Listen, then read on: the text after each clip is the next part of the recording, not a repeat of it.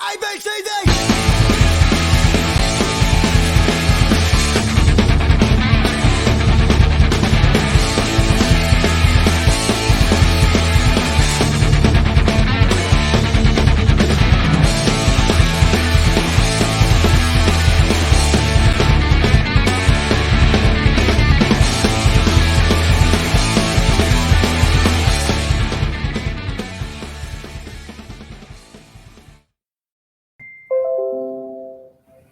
Hello, everybody, and welcome to episode officially number 4, but number 3 on our Patreon of Fantasy Warfare Tournament presented by TNT, Thursday Night Throwdown.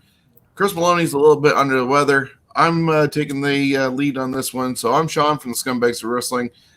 Tonight we have Steven heading from Toronto, and in Niagara we got Jonesy. How you guys doing today? I'm doing great. It's super beautiful here. We had a 30-degree day. Had to turn the central air on. It's wonderful. Yeah, same here. I got it right above me, blowing down. Jonesy, how's your day been? Not bad. Just came back from London and came back here, and the falls is packed full of morons. Yay! Gotta love when the good weather brings out people, just like they did in Toronto the other day. I was not one of those idiots. Excellent. Okay, so this week's episode is going to be the greatest gimmick. There's a lot of debate on where this could have gone to, how many we could have had in there. It could have had 32, 64. It could have gone forever. So in this case, it looks like we're doing just WWE. And we did also have a discussion that we're going to try and narrow it down to somewhat their original character, considering some of the participants in this did have multiple changes to their character over time just because of longevity. And so we're going to get through to the brackets in just a moment. But I want to give a little bit of a shout out to some of the gimmicks that did not make the cut. Things such as, you might be debating on this whether they deserve to be in greatest gimmick or not, but Hurricane, Doink the Clown, Mankind, Sergeant Slaughter, Edge, the Raider Superstar, Kurt Angle, Big Boss Man, Gangrel, Bray Wyatt, Ravishing Rick Rude. There's so many to go through, and we didn't even hit on anybody in WCW like Sting. So there's so much potential. This episode, we're going to narrow it down to the 16 that we chose.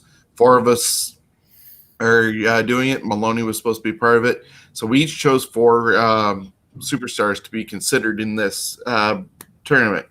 So we have, in the first round, Stone Cold Steve Austin taking on Jake the Snake Roberts. The $1 Million Man, Ted DiBiase, going against the Ultimate Warrior. Mr. Perfect against Rey Mysterio.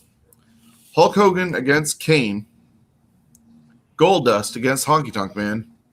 Rowdy Roddy Piper against HBK Shawn Michaels. Yokozuna against Nature Boy Ric Flair. And The Rock taking on Undertaker. So we're going to do around the table here, as we always do. And each of us going to get to break down a match up. Place a vote, it'll go around to the next person and so forth, and we'll see who advances. And we're starting off with match number 1, Stone Cold Steve Austin against Jake the Snake Roberts. Steven, you get to start us off. Well, don't get me wrong, I like Jake the Snake Roberts, but hearing the glass shatter of Stone Cold Steve Austin sends chills up and down my spine, because you knew all hell was going to break loose. Stone Cold Steve Austin's my pick. It was a lot closer once we got the brackets, because I went back and forth a little bit. But overall, the greatest gimmick would definitely be Stone Cold Steve Austin. Definitely was the main event for years and years and years. I mean, that glass shatter, didn't matter what was going on. That just... it got your attention. I mean, don't get me wrong, Jake the Snake Roberts had an amazing gimmick, but Stone Cold is that gimmick is legendary, and that's why I'm going with Stone Cold Steve Austin. Okay, and Jonesy, your thoughts on Steve Austin versus Jake the Snake? Well, it's a tough bout to start. Uh, yeah, what he said about Austin, it's all true.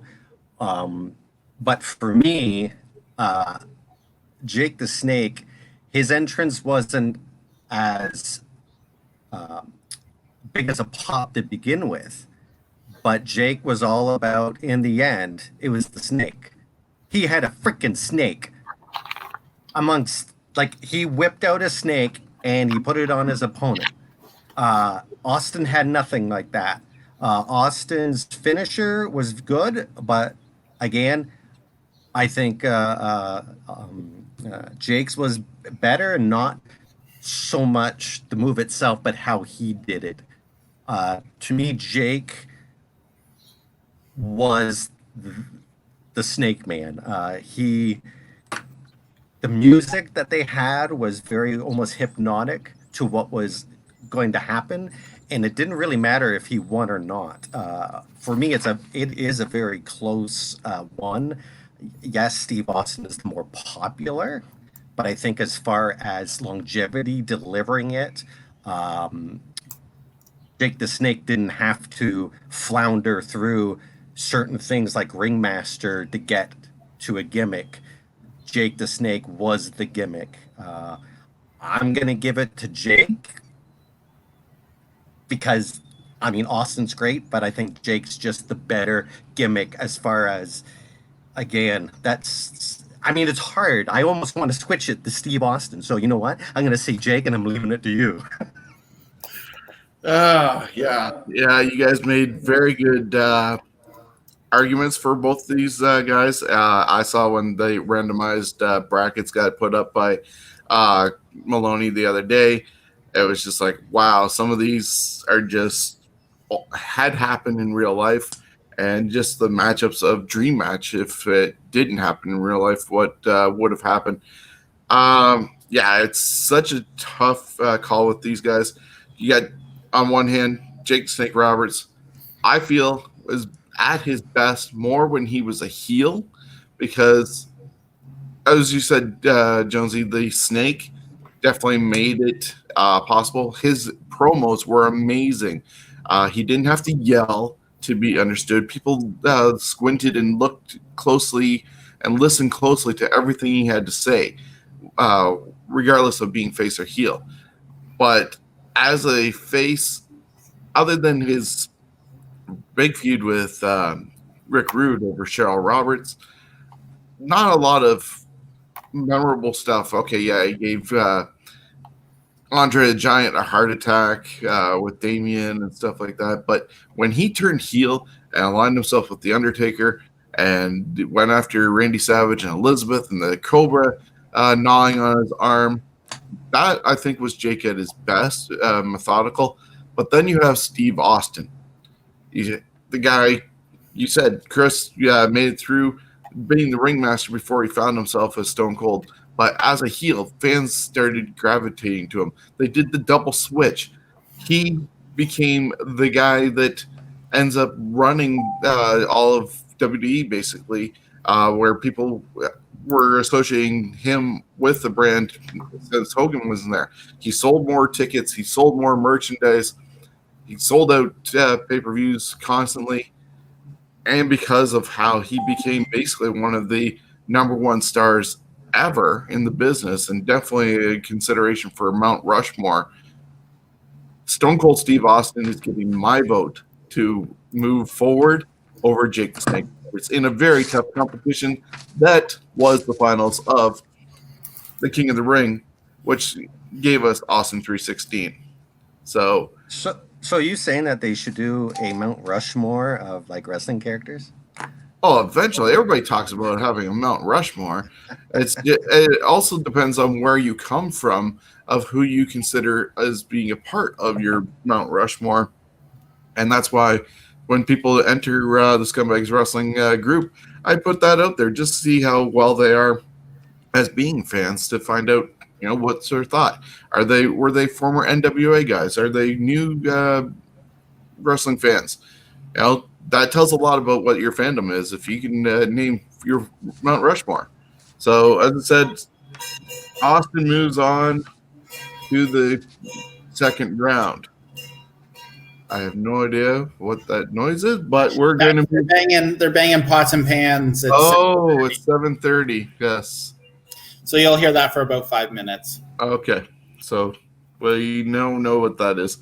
Okay. So Jonesy, you get to start this round with the $1 Million Man, Ted DiBiase, taking on the Ultimate Warrior. Well, the $1 Million Man, Ted DiBiase, from 87 to 96, portrayed the $1 Million Man in his original run as his character highlighted in major feuds, but never able to win the big one under WWF rules, so he broke them, and was involved in a huge storyline that would change a WrestleMania. It didn't matter if he won any belt because he had the $1 Million belt and his own servant for years. And of course, then you have from parts unknown, the Ultimate Warrior. He was a high energy player who was all looks and character role playing than wrestling or promos. But his promos were at least entertaining years later. He won major belts and had a great original run. Let's forget the rest except his best speech on Raw hours before his death. For me, it's short. As far as the gimmick, the Ultimate Warrior is, to me, one of the best gimmicks, but I think anyone could have had that face paint on him and gone out there, and the only thing that Warrior gave him, the character, was the energy.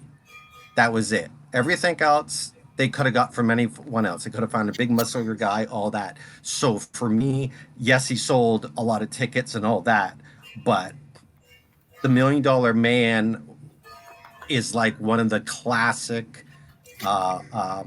bad guy wrestlers. He is a knockoff of Ric Flair in my mind, but he, for me, just squishes Warrior as far as gimmick and making the gimmick work.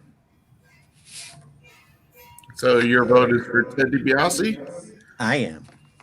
Well, Steven's vote is not going to matter because I also am picking the $1 Million Man, Ted DiBiase. Ultimate Warrior was more of a cartoon character. The idea of Vince McMahon loving the muscle-bound guys that he did. And, yeah, people gravitated to him. But if you look at his promos, nobody understood them. At least Ted DiBiase was out there doing vignettes before coming and renting pools and buying people off. And then he had different things at the arena with the bouncing of the basketball, people kissing his feet, including Rob Van Dam. And, you know, every good hero needs a good villain. And Ted DiBiase was able to do that. And even in his latter part of his career, when he teamed up with Erwin R. Shyster, he was still that same $1 Million Man, part of Money Inc. And yeah, whether he had Virgil by his side or Sherry by his side, the $1 Million Man, I thought, was the best gimmick and believable that a guy who was rich would treat people like he did, and he was technically sound as well in the ring. So you weren't just seeing somebody get blown up and then have a 3-minute match or less like a Bill Goldberg. Ted DiBiase could go even without the character, but the character definitely helped the man. So Ted DiBiase is going to move on, but Steven, what was your thought on the Warrior versus $1 Million Man? Well, it wasn't even close in my mind. I was going $1 Million Man. 3-0. Warrior was all... I didn't like it. I didn't like the gimmick. I thought it was very too cartoony. I think because you couldn't understand when he would talk. $1 Million Man, you just wanted to hate him. That arrogant son of a bitch that he had all this money and he could buy whatever he wanted. And then he could back it up in the ring. That's what makes a great gimmick. So keeping it short because It's probably one of the first of many 3-0s, but definitely $1 million man. Excellent. So our next round we'll have former manager and employee going against each other with Austin versus Ted DiBiase. However, our third match in the first round has Mr. Perfect taking on Rey Mysterio. Now we're talking about Rey Mysterio's basically WWE career, since all these guys are all WWE, and he has been the same guy from the moment he stepped into the ring at SummerSlam against Kurt Angle, and even leaving and coming back numerous times. He has not changed his gimmick at all. He's still popping up out of stages, wearing his mask, doing the 619, West Coast pop, and everything. His son recently has been with them. They have yet to do anything significant on that front, but he's taking on Mr. Perfect. We just talked about Ted DiBiase being somebody who had an amazing gimmick where you believed everything he had. Mr. Perfect is very athletic. You saw all those different vignettes of him throwing a football and catching it himself. He was doing bowling and getting strikes, having perfect hole-in-ones on the golf course. And, the basketball that he was doing, darts. His manager was Bobby the Brain Heenan. Of course, maybe a slight bump in his time was John Tolos, the coach, with him. But when he became also the manager of Ric Flair and being his advisor, he never changed his gimmick at all. He had a lot of longevity as Mr. Perfect, and once again, as somebody who needs to be a great heel to make a great babyface, Mr. Perfect is getting my vote to move on to round 2. Steven, you're up. Well, Jonesy, your vote doesn't count this one. All right. This was a very easy one for me. Mr. Perfect, from the vignettes, that gimmick, that music, all the way right, like Sean said, all the way through to him being the advisor to Ric Flair. He could back it up. It was the gimmick, that another arrogant SOB that you just wanted to slap, but you couldn't take your eyes off of him on the TV. From the moment all those vignettes made you believe he was perfect. So Mr. Perfect is my winner and my vote. All right. Jonesy, your thoughts on it? My thoughts are Mr. Perfect. I did not like his finisher. I thought his finisher was weak, personally. I hated the coach when he had him, the whistle blowing. Oh my God, that was so annoying. But was that a prelude to Fonzie? That's what I'd like to know. Could be. But even with all that, he never missed a gum shot. And just for that, Rey Mysterio, except for cool T-shirts and sells some tickets to the kiddies, he's another luchador. He's one of the best, but they're all like, unless you really follow them, he kind of just blends in. Where Mr. Perfect, he wasn't a luchador. He was a sports guy. He could do anything. And he didn't need to win matches to still be legit, because he could still play basketball. Exactly. So I'm wondering, just as we're looking at this, where was Kurt Hennig? Bruce Pritchard with the big old box of gimmicks. If you listen to his podcast with Conrad Thompson, you got Red Rooster complaining that apparently he showed up at Vince's office a little bit behind Mr. Perfect, Kurt Hennig, and that's why he has he got the Rooster and Hennig got the Mr. Perfect gimmick. But whether there's a box of gimmicks or not, Mr. Perfect is moving on to the second round to take on the winner of either the Immortal Hulk Hogan or Kane. And we're looking at Kane mostly of how he entered the WWE with being with Paul Bearer and going against Undertaker until probably up until the craziness where he started being corporate Kane, and so that's where we're going to cut it off there. Corporate Kane can be considered another time, but Kane from his original inception against the immortal Hulk Hogan. Steven, what do you got?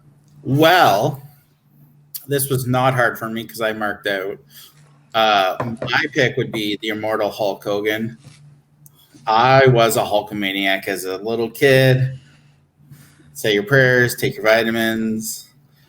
From the music, you heard the real American play and the finger point eventually in the comeback, the big boot, the leg drop. That was, to me, one of the greatest gimmicks ever. As a kid, you just you lived and died on every word he ever said. And then you waited, and for that, as soon as he did that finger point, you knew that heel is in trouble. And Hogan, God, I love Hogan. So I'm going Hulk Hogan, as you can tell. Jonesy, your thoughts on Hogan versus Kane? Well, it is a very hard one, but I'll say that Sean's going to have to decide this tiebreaker. I give it to Kane because I'll tell you why I give it to Kane. Hogan got tiresome, and yes, he's one of the best of all time, but his gimmick was quite simple. He made it work, but it was quite simple. Kane was a character that no one really seen before. And the preparation for Kane's character, even maybe not announced to even the writers, but he was there like almost 3 years before he ever appeared. With the mention when Undertaker first came out, Kane the Undertaker. They already laid groundwork for this character. And then the lead up to the character. It almost didn't matter who they sent out. Everyone wanted to see Kane, but they got the right guy to play it. Because if they got a midget to do it, it would have just been a joke. If they got too big of a fat guy, it would have been a joke. And the fact that they got someone that everyone knew that he was a freaking dentist only months ago, it worked. Somehow it worked so well, and it was such an intricate. To me, it's one of the best gimmicks of all time that worked. Hell, kids liked them. And to sum it all up, Kane was a murderous bastard. He set people on fire. And kids loved him. I know Sean's nephew freaking loved Kane. And it's like, and hey, Hogan was a cheater, even when he was a good guy. Cheater, cheater, cheater. Off to you. So I gotta let him in. Yeah, this was a tough one, honestly, for me, considering the two different characters. Like Kane has a tremendous backstory. I don't like this. Uh-oh. What don't you like? Kane has a tremendous backstory. I love Glenn Jacobs, and just everything that happened with him up until a certain point was amazing. Like, I don't agree with the whole voice box thing, and the removal of the mask could have been a little bit better, but the guy was a monster. If Hogan and Kane had competed against each other, I would have loved to see Kane destroy Hulk Hogan, just because he presents himself as a credible big monster to go against Hogan that Hogan never really had, even against a guy like Earthquake and King Kong Bundy. Kane could actually go and give Hogan a run for his money. That being said, yes, as a non-Hulkamaniac, I am picking Hulk Hogan to advance just because of the effect that he had on business. He was universally praised. He appeared on a lot of TV shows, and one of the first wrestlers or only wrestlers to appear on Sports Illustrated. I hated when he appeared on the A-Team. I've said it a bunch of times. I tuned out. I was not a Hulkamaniac, but looking at his actual gimmick and character, everybody believed in him. Everybody wanted to see him wave the red, white, and blue, do the finger, the 3 punches, the boot to the face and leg drop. The guy made so many toys popular. The kids learning to say their prayers, eat their vitamins, and believe in themselves. And I know I'm missing the one commandment, but train. So the kids, he was definitely geared towards it. He did his job. He made himself and Vince McMahon a whole lot of money before it started dying out. And that's why he ended up eventually leaving, and his career in question mark at that time before going to WCW. But overall, his gimmick definitely has to go over Kane's at this point. Would have loved to have seen them, as I said, one-on-one in their prime. But Hogan advances 2-1 to take on Mr. Perfect in the next round. So we move on to... I was hoping I was selling you on it there, Sean. I put everything into that. I know. Because I knew Hogan was going to win, so someone had to go against him. Up next is Goldust versus the Honky Tonk Man. Jones, you want to start this one off? I'm starting that one off. Okay. There we go. So, Goldust from Hollywood, California was an indigenous character who wrote quoted movies, that would be better, and had a brilliant entrance. The original Goldust was a great worker who was a complete original character that pressed new boundaries and eventually was loved by fans. Now, the Honky Tonk Man, he was from Memphis and became one of the best IC champs of all time. He had the manager and the Honkettes. Not the greatest wrestler, but knew how to sell and work a mic. A family-friendly bad guy that wasn't too scary. He was just a dick. He was a jerk. To me, this is one of the harder ones. Goldust, to me, again, is similar to Kane, that the gimmick, it worked. Like, the fact that they allowed him to go out there and do that character the way he did and succeed at it, and then they added Marlena to his character. He could wrestle. His entrance was just fantastic with the glitter. The Honky Tonk Man, his entrance was okay. I thought he was best when he was near the end of his match, when you do the shake, rattle, and roll. To me, one of the best finishers of all time, just because of the pageantry of it.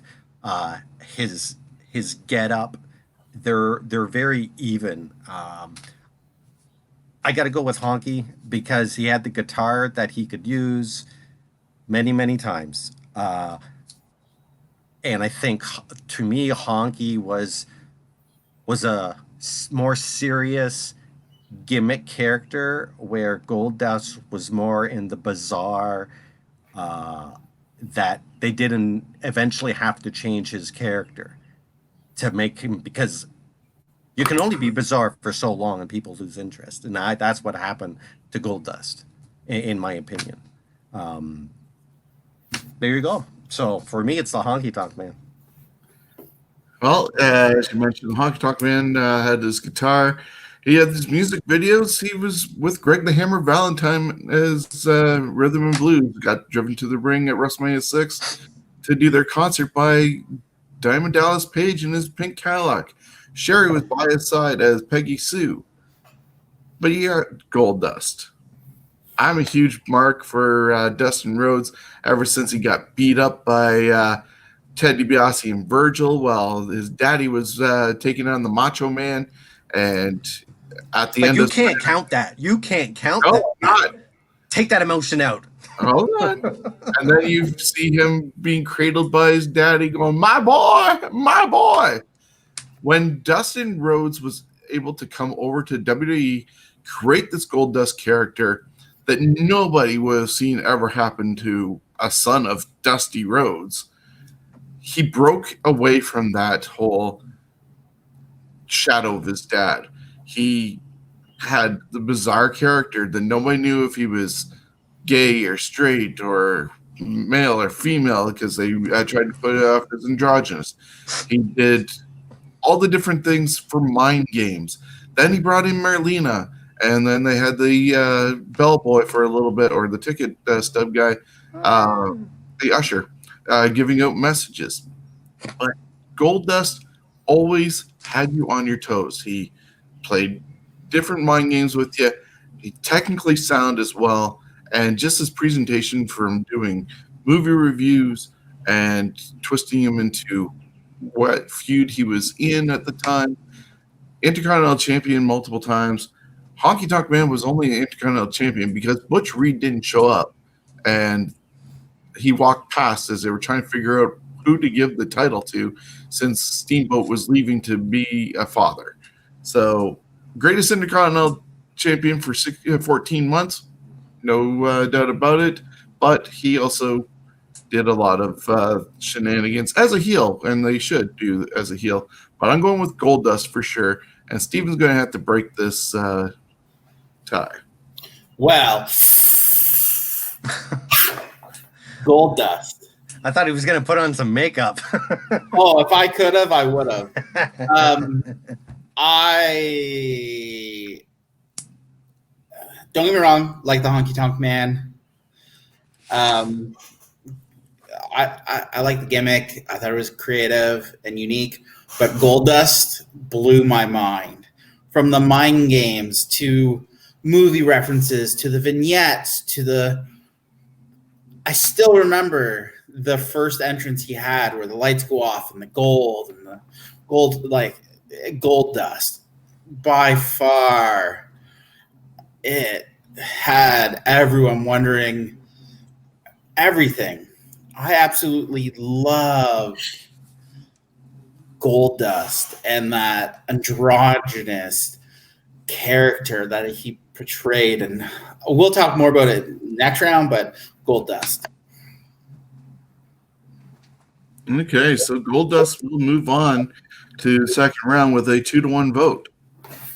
Our next matchup sees Hot Rod Roddy Piper taking on HBK Shawn Michaels. Now, this one is a huge, tough one for me. I love Piper, but I didn't really see Piper in his best form as a heel. And I've seen basically Shawn's whole career, minus maybe a little bit of his AWA stuff, which I had seen before.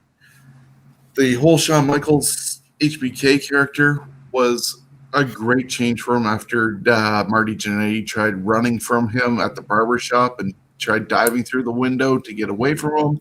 What a chicken. I know, such a chicken. And he was with Sherry for a bit. I think, honestly, as much as Sherry did well for establishing the Heartbreak Kid, she also didn't do much for the Heartbreak Kid. And when they did the stuff in 92 with the battle for Sherry between him and Rick Martel, yeah, I was kind of checked out on that one. But after he got rid of Sherry, the Heartbreak Kid was able to grow so much and become the arrogant guy that he was. But then you have Roddy Piper. You know, the guy, once again, like Goldust, just when you thought you had the answers, he changed the question. So, as much as I hate to say it, Shawn Michaels is not advancing. I'm putting Piper into the next round unless you guys say differently. Steven, your thoughts? Well, just much like you, I didn't see Roddy Piper in his heyday. Saw him at the end. I I'm going with HBK. Sherry, as much as she didn't do something for his career, it put him on that next level to start him going. From the music, we all could sing that song. You got my wedding. Sorry? It got sung at my wedding by Jonesy and Maloney. See? To Oh yeah. him flying in WrestleMania in Anaheim. I'm drawing a blank on the number. Well, On 12 on the zip cord. He could back it up. He has won so many championships. I mean, HBK. Jonesy, it's on you this time. Yeah. I'm not afraid to. Yeah. I already know where this is going. I like Sean going ahead too. So Well, I'll tell you, my original pick is Roddy Piper. So we'll see if it stays there. Okay, so Shawn Michaels is great and all that. The thing that Sherry contributed to Shawn was the Sherry screech on the song. If it wasn't for that, his entrances wouldn't have been as good. Now, HBK had one of the best entrances once his career really got going. Almost, I think, when he came back, his entrances were even more spectacular. If you're going to put Shawn Michaels' whole career against Roddy Piper, it's a bit of a different story just because of success. Roddy Piper, he was that gimmick. He was a legitimate tough guy. He was great on a microphone. He pissed off people. You watch some of the old MSG stuff that he would say, they would not allow that on TV today whatsoever. And then when he became a good guy, he's pretty much the same guy, except I think he acted a little crazier and less mean. So I would have to go with bad guy Roddy Piper versus the good Heartbreak Kid, not the bad Heartbreak Kid, because the bad Heartbreak Kid I think was weak. I was never a fan of Shawn Michaels until he actually came back. Once he came back, to me, I thought he was just a better wrestler. He was better at everything. He rubbed me the wrong way. It's hard, but I gotta say, Roddy Piper goes through it. That gimmick and the fact that Shawn Michaels is retired, he might show up and you hear some Shawn Michaels stuff, but Roddy Piper doesn't even have to show up. People still wear his shirts. Ronda Rousey wore his shirt and his jacket to the ring. His character will never die. HBK's is not as going to be as longevity. People won't be talking about HBK in 50 years. They'll still be talking about Piper. okay, so Piper moves on. Sorry. Oh, it's all good. Piper moves on, and he will face Goldust in a rematch from WrestleMania 12. Up next is Steven with our next matchup, Yokozuna taking on the Nature Boy, Ric Flair. This was actually a tougher one than I originally expected. I liked the Yokozuna gimmick. I actually liked him more once he got Fuji and Jim Cornette in the corner. Yeah, shocking, right?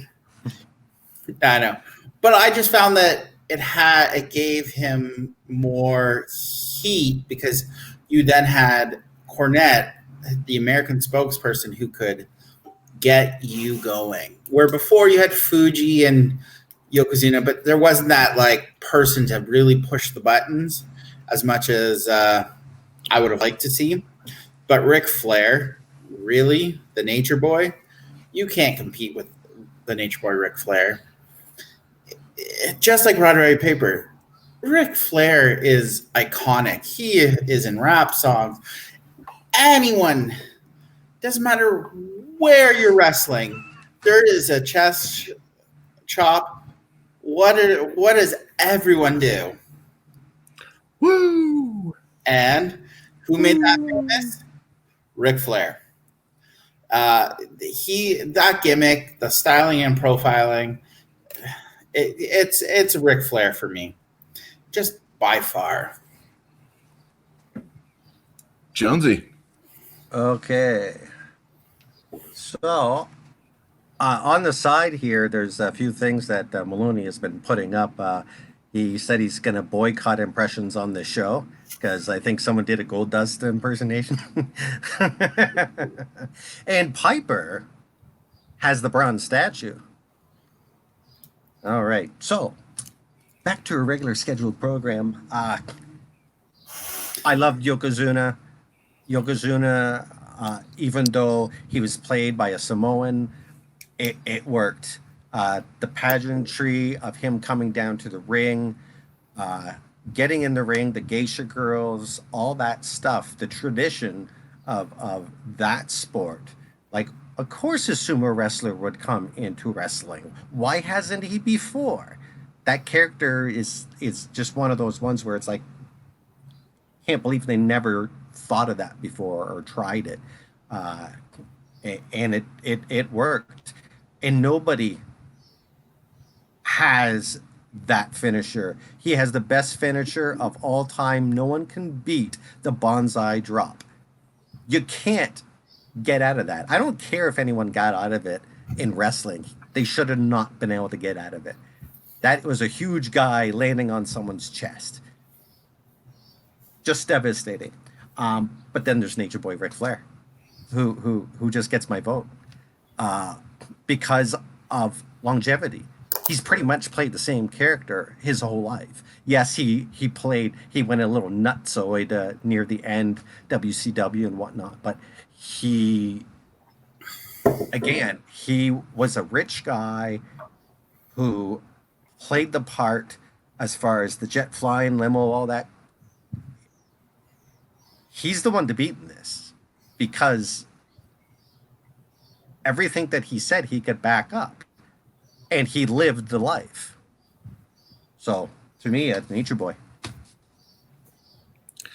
Well, we have another 3-0 victory for Ric Flair in this case. Yeah, Ric Flair right from the start. He lived the gimmick. He overlived the gimmick to a certain extent. He spent more money than he was actually making, especially with the NWA. But in WWE, he was always the Nature Boy. Even when you're surprised to hear in the background that he had lost confidence in himself, you wouldn't have noticed that if watching him on Raw as part of Evolution or anything else that he ended up doing. The Nature Boy has always been the Nature Boy. Now, if Yokozuna had been matched up against anybody else in this bracket, there's certain people he would have ended up defeating because he came in so dominant, squishing Virgil at Survivor Series. The presentation, as Jonesy put out, of him with the geisha girls and the salt and everything that came with the traditions there. They made a huge thing of him killing Hulkamania at King of the Ring 93 and did the whole USS Intrepid body slam heard round the world when Luger came on his helicopter and did that. They built him up huge. Still don't understand why Luger was on the whole bus and then still failed. Tax write-off. Sure. But, Yokozuna ended up retaining, and he's one of the best big men, so agile for what his size was. Even teaming up with Owen Hart, tag team champions. Sad moment came when he had to be carted out of there on a forklift. A pallet, and unfortunately he was never the same after numerous attempts at getting him some weight loss. But yeah, any other position, he has a chance of beating certain people in this bracket, but not Ric Flair. So Ric Flair advances 3-0 to take on the winner of this next one, which Jonesy gets to start. The Rock taking on The Undertaker. And we talked about it before, just so people who are watching this know. Undertaker, 30-year career, phenomenal. We're watching the documentary on WWE Network over the last few weeks, but he had a lot of incarnations, including the Ministry, the American Badass, and of course his original one when he came in. So we're going to try and stick with his original incarnation of the Undertaker before the American Badass, and have that for consideration, because we can include the American Badass in another episode in the future. So Jonesy, your thoughts on The Rock versus the Undertaker? The Rock was the first mainstay wrestler to refer to himself in the third person. It took a while for all the pieces to fit, but once it did, The Rock skyrocketed to success with some of the best catchphrases, vignettes, and matches. And when his music would hit, the crowd went ape shit. The Undertaker, he was from Death Valley. Is in the top of the gimmicks that worked. The Undertaker was a simple gimmick. It really was. It was a guy that buries people. It's a legitimate job, and it was definitely almost like a cowboy westerny Undertaker. It was that old school, especially his original look. Not when he got the purple gloves and all that. The original look, to me, is actually what he should have finished as in his last match. When he took everything off, that tie should have been there. He should have switched to the gray gloves and then left. To me, that's where it all started.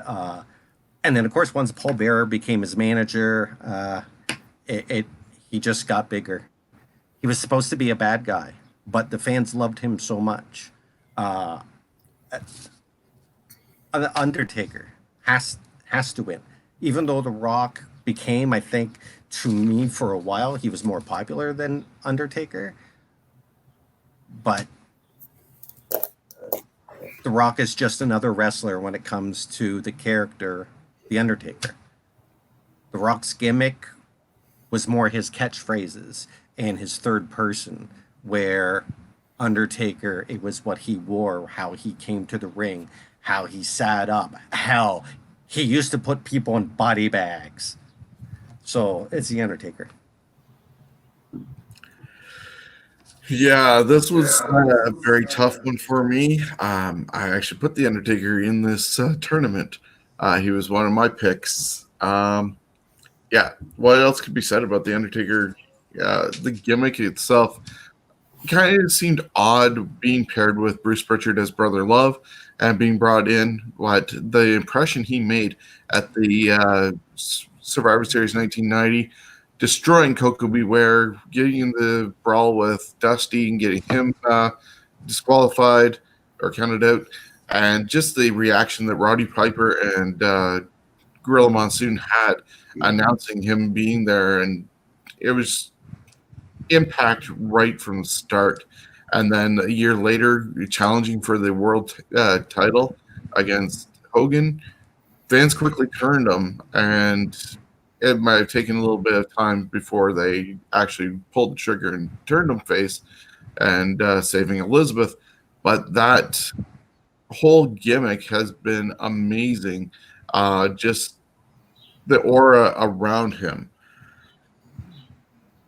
This is where, unfortunately, I have to say, but longevity-wise, The Rock, I thought, has more so with his evolution and staying the same character, going from being a hated person where people wanted him to die, and he became part of the Nation of Domination, and he started honing in that arrogance and exceeded their leader in Farouk and got the people to follow him, and he broke away from the nation, and just the rise he had with the Intercontinental Championship and feuds with Triple H and Steve Austin and everything they got him there, and then eventually to the world title. And whether he was aligned with Vince or not, the character of The Rock definitely was what captured people. That's why they say that you could feel the electricity in the building. And he even coined a phrase, SmackDown, which is now in the dictionary and not just a TV title of a show that happens now on Friday nights for WWE for the last 20 plus years. It's had that much impact, just the way his character is. Whether he's sort of lessened through that, we discussed it before coming to recording, that Jonesy thought that his Hollywood version is a lot less than what he was.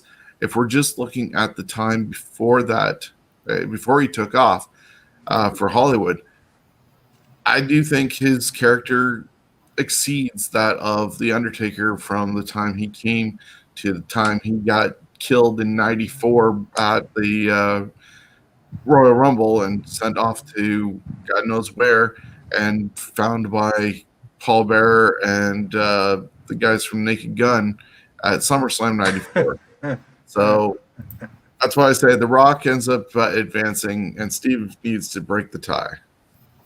Well, one of you are going to be sadly disappointed, and it's not going to be Jonesy. The Rock was, not my cup of tea. The Undertaker, from the moment he came in through till he became the American Badass, I loved the gong. When the lights go out and you hear the gong, the sitting up with the urn, the tombstone.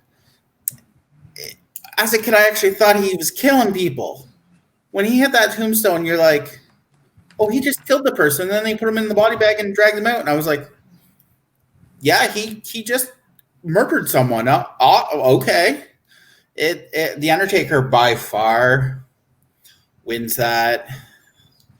The Rock had small bursts, but The Undertaker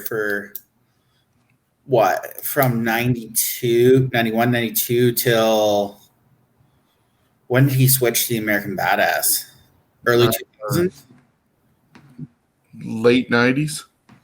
Yeah, no, The Undertaker.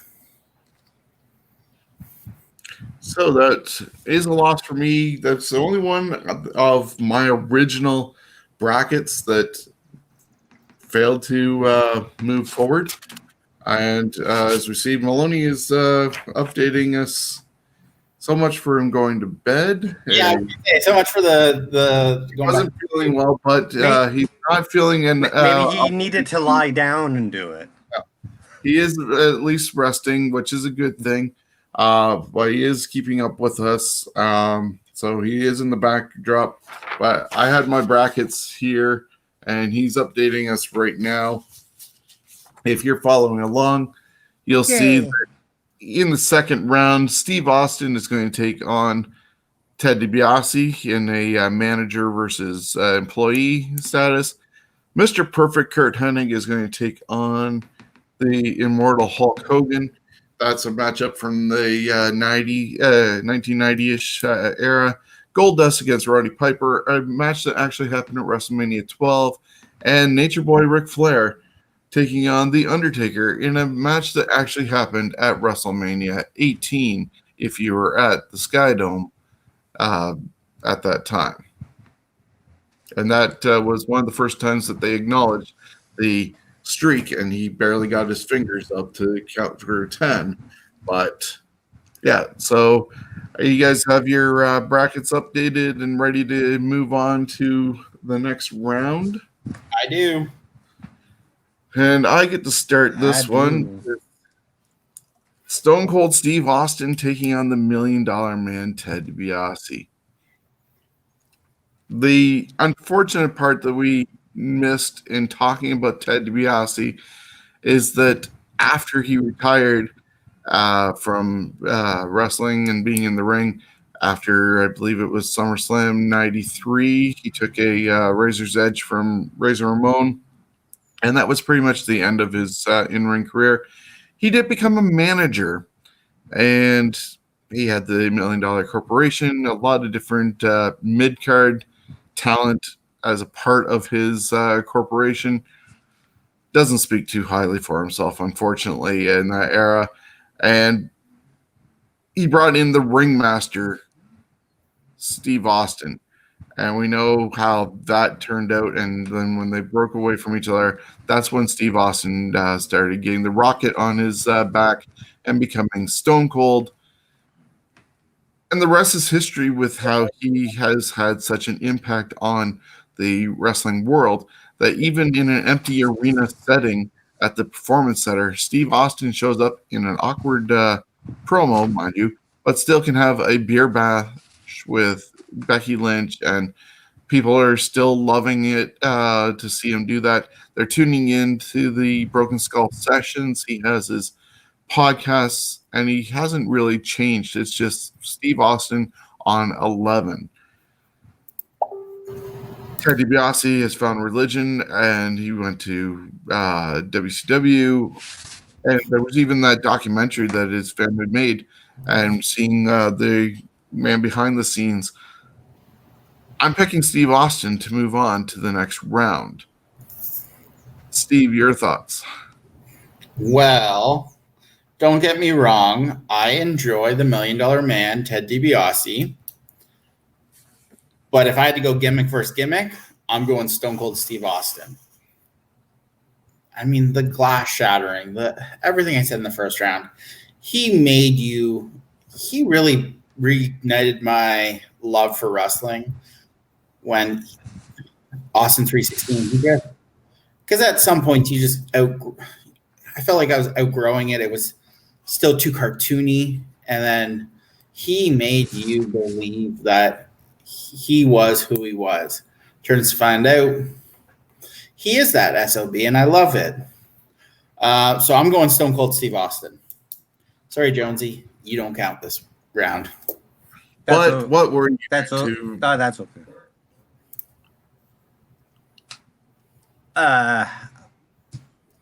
It's Austin. Like $1 Million Man is good, but to me, he'll always be the cheaper version of Ric Flair. Steve Austin transcended things. He stumbled upon some of his success by when he won King of the Ring and saying the line he did, the way that he came down to the ring, the beer swigging, which later he had to do fake beer, but hey, he oozed his character. So yeah, that Austin to me is an easy one on that. Yeah, so that was a 3-0 victory. But in your conversation about the entrance music, Ted DiBiase also had quite the entrance music that everybody loved as well, with his laugh and then the money, money, money song. And I'm not taking my vote back. Yes, Steve but Austin's was better. It was just you hear that again, except for the laugh. You knew something was going down as soon as the glass shattered. And Steven's point, for me, the Austin 316 was actually the first shirt I bought of wrestling memorabilia or anything, because I wasn't old enough to really buy stuff beforehand. And my own money, boom, 316. I wore that shirt out. Like, it's so worn, like it's in a bin somewhere. But yeah, that was definitely a hit for me. So 3-0, Austin advances. And can I say that out of the two songs, that I would much rather listen to Ted DiBiase's song over and over again than Austin's. Understandable. If you were stuck on an island, which one would you choose? Motivation wise, maybe Austin. Yeah, motivation. Going to get them coconuts. Don't. Okay, so that moves us on to our next matchup. Mr. Perfect versus the immortal Hulk Hogan. And this starts off with Steve. Now, this was tough. This would be one of the two toughest ones I had to pick. Mr. Perfect was amazing, and he could do it all with the vignettes, but I'm going Hulk Hogan. Say your prayers, take your vitamins, all that. The finger wag again, the boot. He lived his gimmick. I had every stupid action figure. I had shirts. I had, what were they called? The big stuffed Wrestling buddies? Yeah. I had the Hogan wrestling buddy. I would like Hogan all the way. Jonesy? Oh, I'm sorry. I'm just writing Hogan down. That's all. Yeah. So I'm sorry. The stocks went up in foam when Hogan was around, and Hogan, his gimmick was so popular that he didn't need to go to the smaller towns. He only came to London once that I remember. Out of all the years, he wrestled at the Gardens once. Perfect. He was there many times. It it would be it's just like all the matches. Hogan would win in the end. So Hogan. And we have ourselves a 3-0 victory for Hogan. Moving on.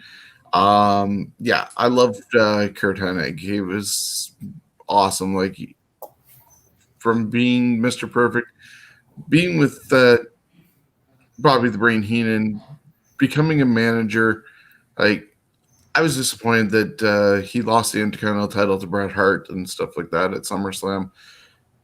And I'm disappointed that he never got to be a world champion, which a lot of these names we can end up putting into another tournament later on of guys who were great but never got the belt. All right, so that could come up eventually.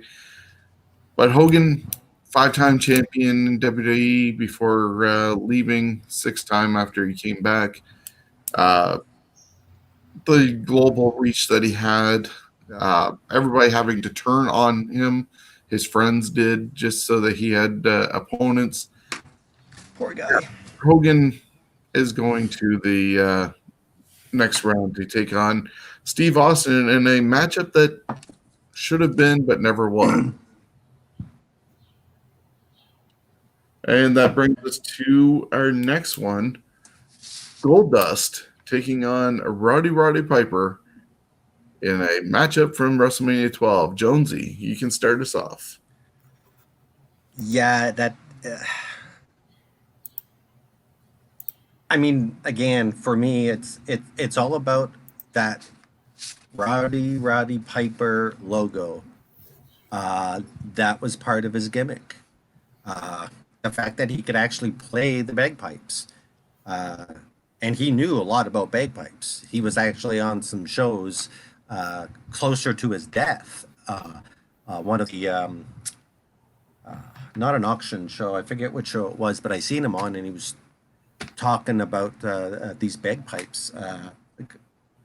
Again, it's just like in the ring where Goldust can't hold anything to Piper as far as longevity of a gimmick. And Piper didn't need the fancy ring entrance, the cool clothing, the female manager. He didn't need any of that. He just needed his mouth. So it's Roddy Piper for me. We're going to have to agree to disagree on this one because I'm going Goldust. I just love the gimmick right from the start.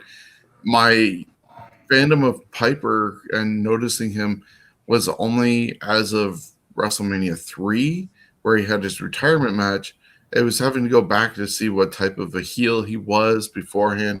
And then you didn't see him again until WrestleMania 5 when he had Piper's Pit with Brother Love and Martin Downey Jr.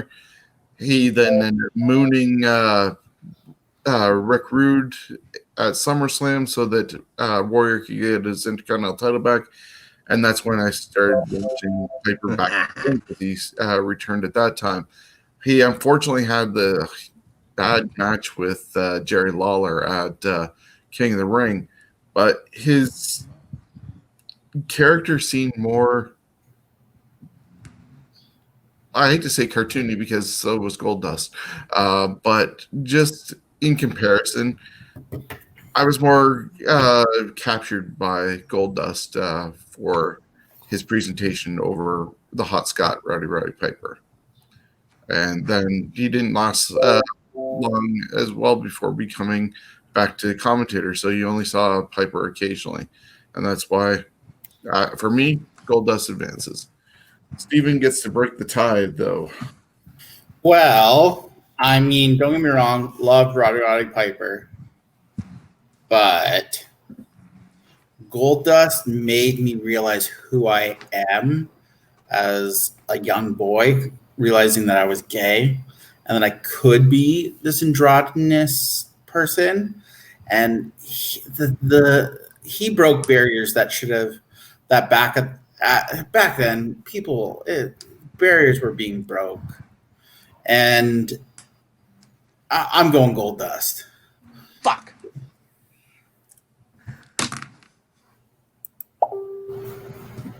So Goldust is advancing round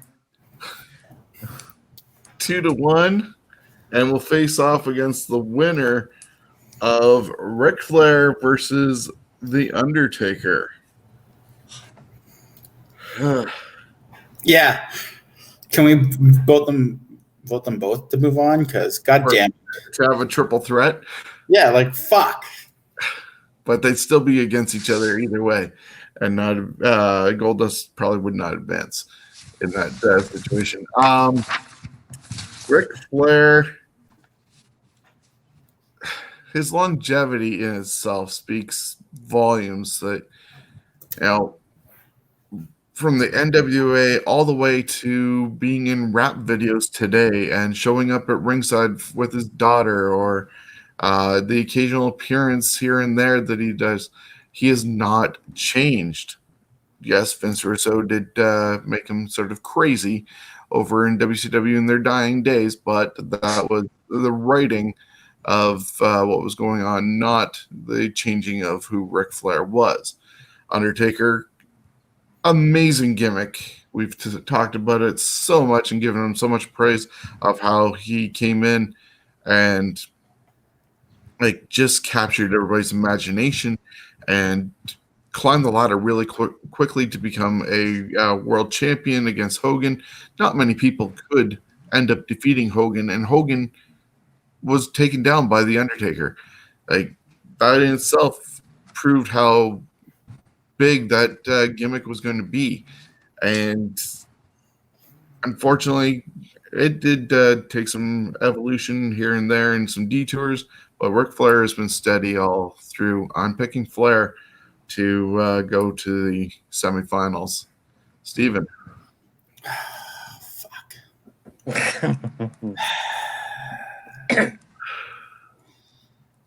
Don't get me wrong, I love both of these too. I mean, Ric Flair from the Horseman days right through. But to me, if we're talking gimmicks, the greatest gimmick is The Undertaker over the two, as he had a more impressive gimmick to me. If you look when he first started the Undertaker gimmick, he was like pasty white and like the dark circles under his eyes. As a kid, you thought he was actually dead and he was killing people, putting them in body bags. I'm going The Undertaker for sheer gimmick factor because, yes, Ric Flair had an amazing run as the Nature Boy, but it wasn't a true. If we're talking greatest gimmicks, I'm going the Undertaker because it is an iconic gimmick. You close your eyes and you hear the gong, regardless of where you are, you automatically think Undertaker. So I'm going Undertaker. Good luck, Jonesy, because you have to break the tie You on get this. to break the tie on this. Probably. Now, as far as the music, I think Flair's is the better music. But his music changed so much. But the reason why Flair's music was the best is because you didn't have to put in a special tape to hear that song. You would hear that Flair song on certain medias of radio where it's a classic piece. Anytime I hear that classic piece, I don't think of whoever wrote it or where it came from. And I know it's from a movie and all that, but I'd actually have to go, okay, with the 2001 at Odyssey, is that it? No, it's just a Ric Flair song. To me, that's the Ric Flair song. Woo! The Nature Boy had a freaking plane. He had the rings. He had the watches. He would take his clothes off in interviews, prance around, the strutting, and he did it for years. Lady Noble. But the Undertaker, the old vignettes. Flair didn't do vignettes like Undertaker did vignettes, or they had him making the casket, banging the nails down. He did it for more than one opponent. In fact, at one of the WrestleManias, they had all the caskets laid out. Mind you, I don't think they had the wooden ones that he made. I can't remember. Did they have the wooden ones that he made at that WrestleMania? I don't think so. I think they just they didn't have the Kamala one where they actually painted the two stars and the moon. It's Undertaker. I have to go with Undertaker. Okay, Taker moves on in a 2-1 vote to take on Goldust in the semifinals. So that concludes round number 2 of our greatest gimmicks tournament that we're doing. The matchups are going to definitely be.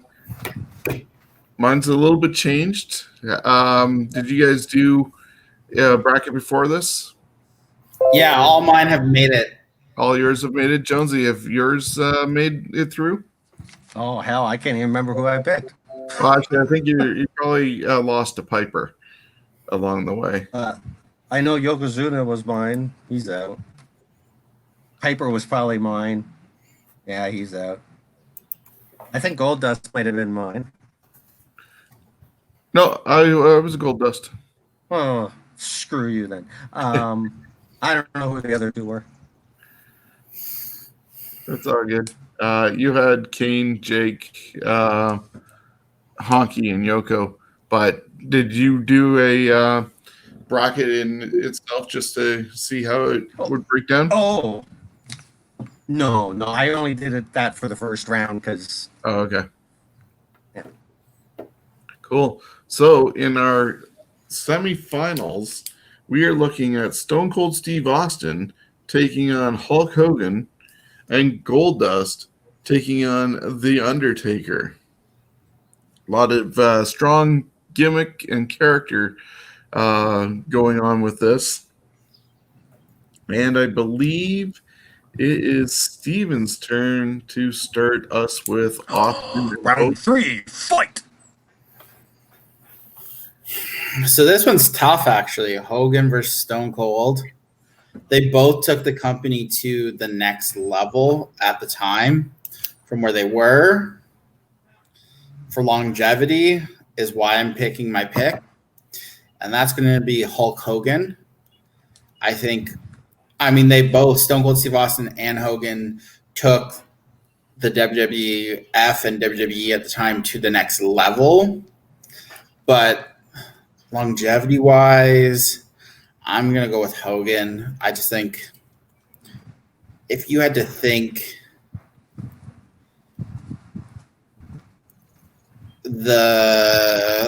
where would WWE have been if it wasn't for Hogan in the 80s? Probably, I don't think it may not even be around anymore. But so I'm going Hogan. I think Hogan by far is one of the most iconic gimmicks. So I'm going Hogan. But a coin flip. Another one. It could go either way. And just because I want to change things up a slight bit on this one and leave it to Jones to decide who's moving on, I'm going with Stone Cold Steve Austin for all the reasons where we talked about it before. The music, the attitude. I think in a way, with the gimmick itself, also in how it was presented, a lot of people wanted to live vicariously through Stone Cold Steve Austin. How many people want to slap around their boss and go to work and drink beer and drive trucks all over the place, bring a Zamboni in and hit the ring? Like, the guy, Steve Austin, had it all pretty much as a character. Stone Cold did. And so both of them are so iconic that either way you talk about them, they're known for being part of the WWF or WWE. And I just think, though, Austin took them to a huge level, especially in the era where they were doing the Monday Night Wars. Hogan did not have to deal with the Monday Night Wars in WWE. And because the NWA and everything else that Hogan had to deal with during his big run with WWE happened when a lot more was regionalized. NWA was down south, and the AWA was over in the Minnesota Midwest area, and WWE was taking over the world. So he didn't have as much competition as Steve Austin ended up having to do when he had to battle Hogan, the NWO, Ric Flair, Sting, and everything, and brought WWE up out of the depths of almost bankruptcy and shutting down itself. His popularity, along with the Undertaker, Rock, Triple H, and everybody working as a team, brought WWE out of despair and won the Monday Night Wars against Hogan and company. So that's why, for me, Steve Austin's gimmick advances against Hogan, and Jonesy gets to break down who goes to the finals. What's funny is that Vince McMahon loved Hogan and sold him like crazy on the mic and was behind him the whole way, where Vince was against Steve Austin. And Austin stepped up. I see Hogan from really when he, shortly after he first won the belt to WrestleMania 7. That's the Hogan, not the one that started wearing pants and all that and tried to be the old Hogan. That original Hogan that really was the glue that held the WWF together. But then you had Austin that came in and outsold on shirts. He actually was a better talker in the ring than Hogan. I think Hogan was the better seller in the ring than Austin was. Austin was definitely the better wrestler. Even though if you watch early Hogan stuff, he could actually do a lot of wrestling. He just didn't do it after a while. To me, it's Austin because he stepped up. He filled Hogan's shoes and showed what basically the opposite of Hogan is. And to me, it's Austin. Now, if it was a match, Austin against Hogan, Hogan would have won as far as the two gimmicks. But like in a wrestling match, but as far as the gimmick itself, Austin. Awesome. I only went ahead because I wasn't sure where yours was going to go and needed to maybe mix it up. As I said, controversy potential. But Jones, you get to start off with Goldust versus Undertaker. Goldust against Undertaker. I mean, it's almost easy just to say, yeah, Undertaker, it's your go, because I mean, Goldust was great and he was unique and different, but Undertaker was the safer bet as far as you look at it on paper and it's like, this should work. The androgynous thing, it's like, we don't even know what the fuck that is, you know. So for me, it's the Undertaker. And I'm going to concur with you as being the Undertaker because, yeah, as much as I love Dustin and the character of Goldust, and both characters did evolve, whether it was into the American Badass or the freak known as Goldust, they both comparing their original characters, Undertaker had more power in that aspect. People were legitimately scared. They were intrigued when the gong went off. It just created more attention from the fans than what Goldust did. So that's why I would choose Undertaker. And Steven, I'll finish this off. I would. To me, it's a lot closer. I mean, I'm still picking the Undertaker, but Goldust did break a lot of barriers. And androgynous, and that whole character did break a ton of stereotypes and barriers at the time. I mean, that character was way ahead of its time. It broke multiple barriers, but Undertaker is just the Undertaker, so can't go against it. So I'm going the Undertaker, but for me, it's a lot closer than for both of you, I think. With Goldust, was he the only one that regularly came out with glitter? He was the only one. He's the only one, yeah. I can't I think mean, of the odd one would have some glitter once in a while. not glitter though. They had the pyro, but he had the glitter, then the pyro, and the aura, the robe. Oh yeah, the glitter was one of the best parts of him. Well, and the As far as, robe, like, and for me, entrance. I love the music as well. and the makeup and the wig reveal the first time was insane. But I mean, he's going against the Undertaker, so the Undertaker's going to win that. Yeah, like I love Goldust, as said right from the beginning. When you put him in there, and he's totally not what you expect after definitely being the natural Dustin Rhodes and being Dusty's kid. This was the furthest thing from being that, and he made such an amazing character his own. It's just where it went to afterwards. But against Undertaker, against anybody else, Goldust could have possibly advanced. So is there any, we usually talk about this before we get to the finals, which is going to be Austin versus Undertaker, but is there any other combination you would have seen happen in, or like to have seen happen as a finals? I mean, you could have, depending the way the brackets broke out. I mean, you could have had Hogan versus Ric Flair, Hogan versus Yoko. I mean, some of these people drew, just like every week, drew a crap draw. Like, look, The Rock versus pretty much anyone else wins. Yokozuna, pretty much versus anyone else wins. HBK probably wins against a lot of people. Honky Tonk Man really has a better shot versus a lot of other people. Jake the Snake, Kane, like it.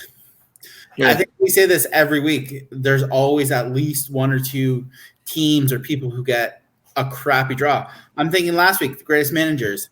Round 2, you had Bobby the Brain Heenan versus Jim Cornette, which could have been the finals if the brackets were different. So, I mean, there's so many guys that could be in the finals here. Jonesy, your thoughts on how this broke down? I wish the Warrior would have made it. to the end because he was a one-trick pony that worked. It's too bad. It's too bad though.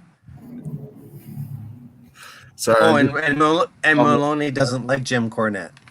And I told Maloney he can go fuck himself. Yep. Which brings us to our final matchup, as it's Stone Cold Steve Austin taking on. He fucking took me out. Fucking asshole.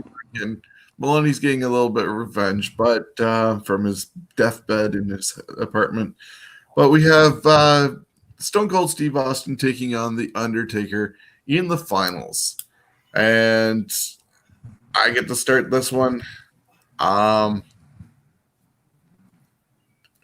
Huge, tough one.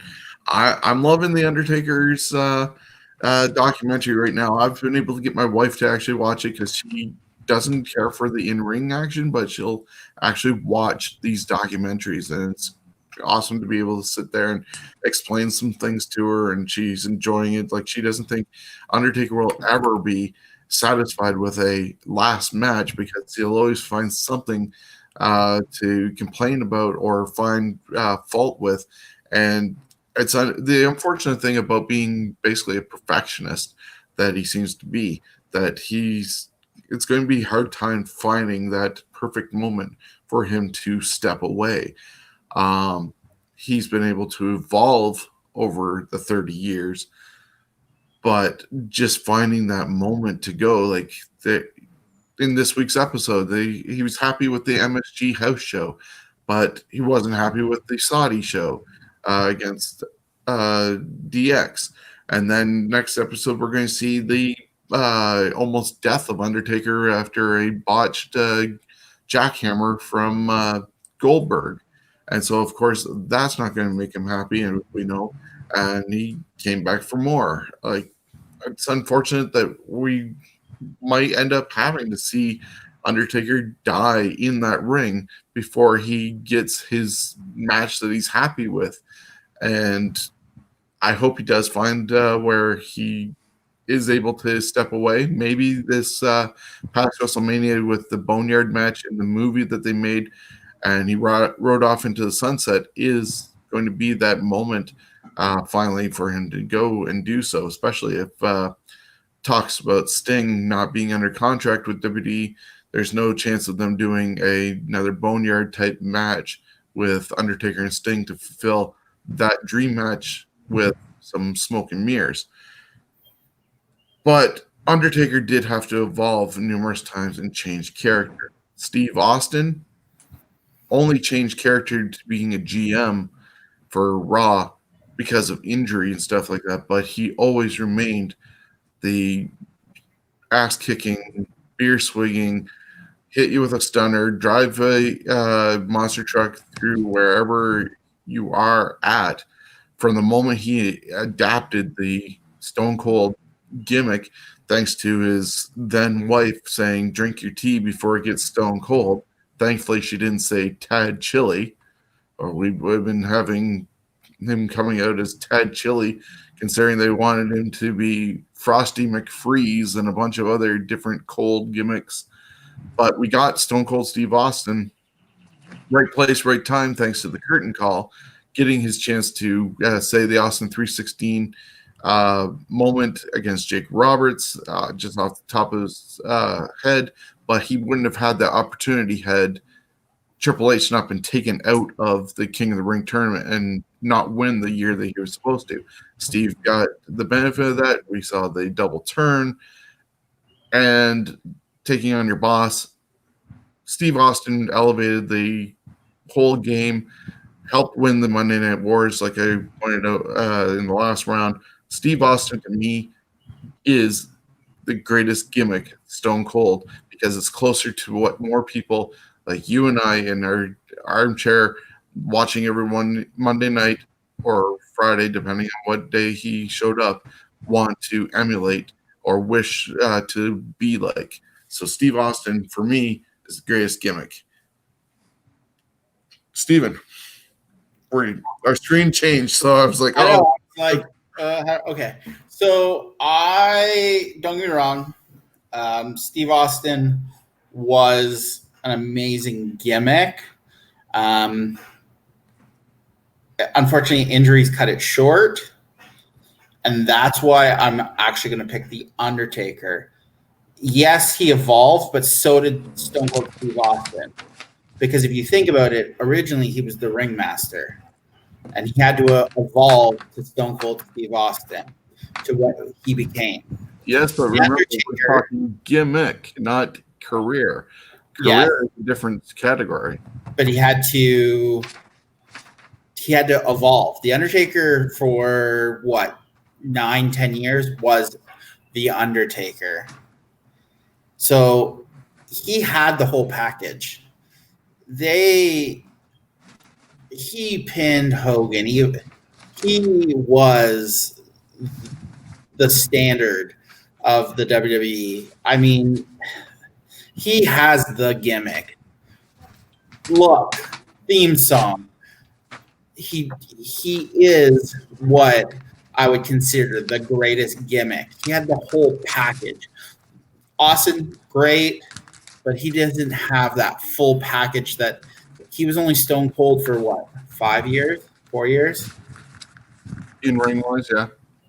Undertaker had 9+ years before he evolved, and that's only because WWE went more of a serious. But as you said, yes, Austin helped win the war, but helped win the war. Because if there wasn't The Rock, if there wasn't The Undertaker with him, there wasn't HBK, if there wasn't, they don't win that war. Actually, there wasn't any HBK. Well, you know what I mean. He had all these people helping him win the war. And Austin actually was about 8 years as well, because he was getting that about a WrestleMania 11-ish, where he was just about getting rid of DiBiase and going against Savio Vega. He was, I believe, Stone Cold at that time, and went all the way to 19, where his last match was. Wasn't he still the ringmaster though when he had the strap match? I thought he was still. Regardless, he needed help to win the war, including The Undertaker. I am voting The Undertaker as the greatest gimmick, just because of the gimmick. So Jonesy gets to decide. Okay, I just got to let my cat out of the room. I'm right here. There you go, buddy. Okay. So, there you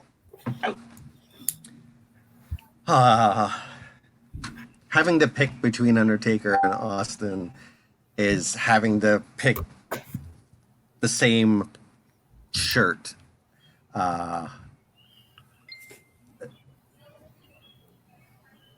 Undertaker is on paper. For me, it's on paper. As far as gimmick, what's the best gimmick on paper? It's The Undertaker. Every time it's The Undertaker. A dead man who buries people, blah, blah, blah, blah, blah. Austin on paper is like, yeah, that's cool, but there's no mystery. He's just a beer guy and that. But then you've seen what was on screen. To me, it's Austin. I have to go with Austin on it. Undertaker is great, and his character is more of a gimmick than I think what Steve Austin is. But what Steve Austin was able to achieve, and the fact that people still chant some of his stuff in the audience, shows that just like Ric Flair, his legend may never die. Where The Undertaker, people like me will still talk about him, but will they in 20 years at WrestleMania like 55? Will they still be talking about? They'll be talking about the streak, obviously, but the chanting, the shirts, people will still be wearing 316 shirts. The beer, the slogan, and the attitude. Austin pulled off that whole thing. So for me, it's Austin. Well, so there you have it. I actually thought when you were talking, Chris, you were actually going to say Undertaker. It sounded like that. Well, it's almost, if you ask me 5 minutes from now, I might go with The Undertaker. Yeah. But again, he stepped it up. Austin really stepped it up. And again, I think his crowd reaction was bigger. And especially for house shows. Like Undertaker, yes, he got a pop and everything, but Austin, it was like the fucking Beatles just showed up. You know, it that's why I pick Austin. Because So he is going to sell more tickets in the end than I think Undertaker would. and there's our winner of this round of the greatest gimmick. There's many more combinations we can go to, as I said at the start of the show. Maybe even take after a couple of different versions. We take the final four or whatever combination, throw them all into a final battle. But on this occasion tonight, Stone Cold Steve Austin is your greatest gimmick in this bracket. So I want to thank you guys for being a part of this. Maloney was in the background, keeping track of things for us. Wasn't feeling the greatest to be on camera today, but that's understandable. And we were already going to have him out anyways and doing a lot of what he ended up doing tonight for this show. So we're going to sign off from here. We're going to talk about our next gimmick or next poll after we get off the air. And be sure to tune into the Scumbags Wrestling Facebook page. See what our next 5 topic for poll is going to be. Vote on it, and we'll be back next week with those, with the winner of that poll. And who knows what combination is going to be on screen. So thank you, everybody, for joining us. Be sure to check us out on Patreon. Well, if you're watching this, you are already doing it on Patreon. And all the money that's raised from this is going to go to a great charity. We're hooked up with Cody Diener and going to help him out. I think right now they're doing the Rumble Camp for the Deaf. And so your contribution to our Patreon is going to help go towards that outgoing stuff. And be sure to also check out the Scumbags Wrestling page to find out how you can support another cause with their new T-shirt and posters that we'll be selling. Any final word from you guys on this episode before we check out? Dun, dun, ba, ba, ba, ba, ba, ba. Dun, dun, bum, bum, ba, bum, ba, bum. Da, da, da, da, da, ba, ba, Is ba, Jonesy having a ba, nervous breakdown? ba, ba, ba, bum, ba, bum. Ba, bum, ba, bum, ba, bum. Pew, pew, pew, ba, bum. I'm assuming he's having a nervous breakdown or his internet's gone funky because I'm not actually sure. I believe that is the Stone Cold music. Your thoughts, Steven, before we check out? I mean, Undertaker Stone Cold could have went either way. I mean, a lot of these matchups broke down fairly close. I mean, I think we pretty close got it right. So I'm quite happy, and these are a lot of fun. So I hope everyone keeps supporting us. We'll see what next week's is. Thank you, guys, and we'll talk in just a moment. But until then, we're out of here. Have a great week.